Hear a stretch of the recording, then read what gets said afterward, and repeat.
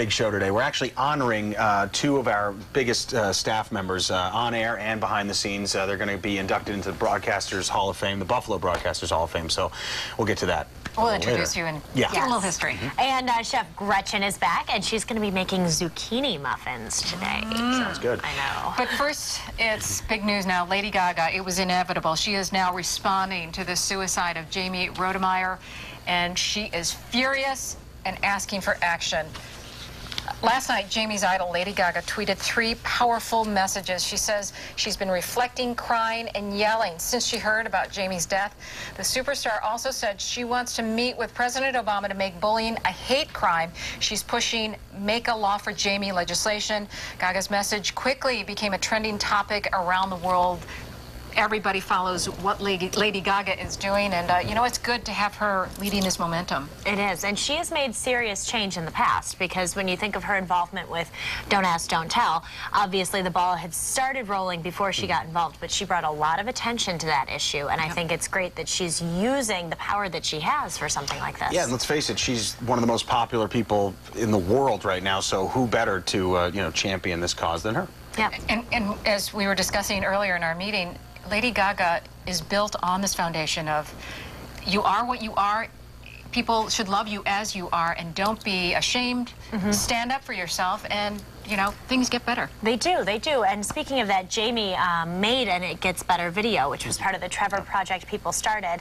And we feel like it's a very important message. And all of us have experienced some sort of bullying in the past. And we each made our own It Gets Better video, which you can see on our website, and we'll talk to you about in the hot sauce. All right, moving on to a little lighter subject. If you saw Anderson Cooper's show yesterday, you know that he discussed the whole gender test to find out what the gender of your baby is, and he did that with a couple. Check it out. Olivia took the pink or blue at-home test just a couple of days ago. She then sent the kit back to the lab. They gave us the results. You showed great restraint in giving us the results before. Yeah, I know. I know. And especially because we know you know. So it's only because it was you, I think. Oh, is that right? Yeah. No, that's very kind. Yeah. So do you want me to open up and let you know? Please, yes. All right. Quick as you can.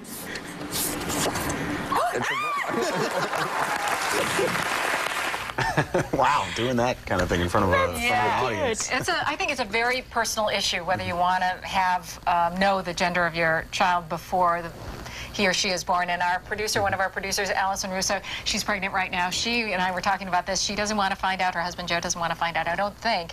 And you know, it's one of those things. Last minute push. Or do you want to know now and decorate the thing? Yeah. We didn't. Both of ours, because I thought that was our my last ditch, just like, I gotta know, and you know, push me to the end when I'm out to here. Do you find that did it matter whether you knew or not? I mean, how much? As long as the baby was healthy. Right, right. I think it's really cool to see, you know, baby news being brought on by a talk show host that's not, you are not the father.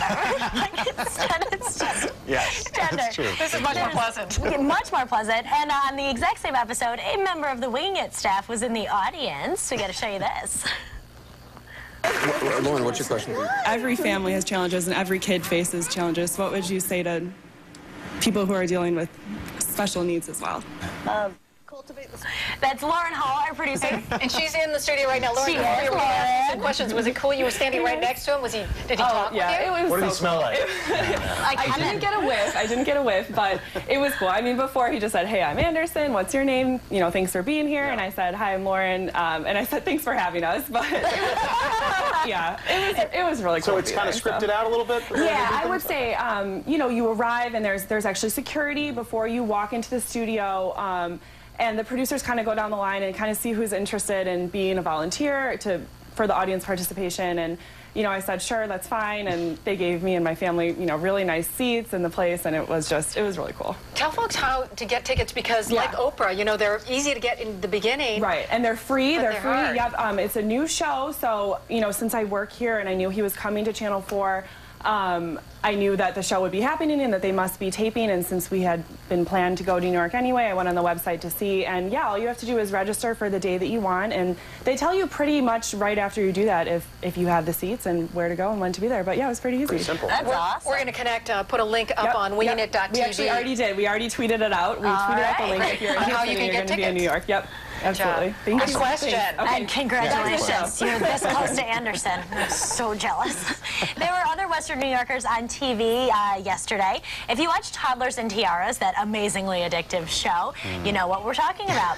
This scene was filmed at Storybook Pageants in Silver Creek back in February. The director, Tammy Schomper, sent us an email about the couple days ago, and she says the crew is going to be back in Silver Creek in January to cover 3 local families on their quest for this amateur beauty pageant crown. Yeah, you know, kind of interesting. A national show's coming here. Yeah, I mean the show itself. Let's just face it; it's one of those shows that it's kind of like a train wreck in some aspects so of it. creepy. But you can't turn away from it at the same time. creepy. You know? Yeah.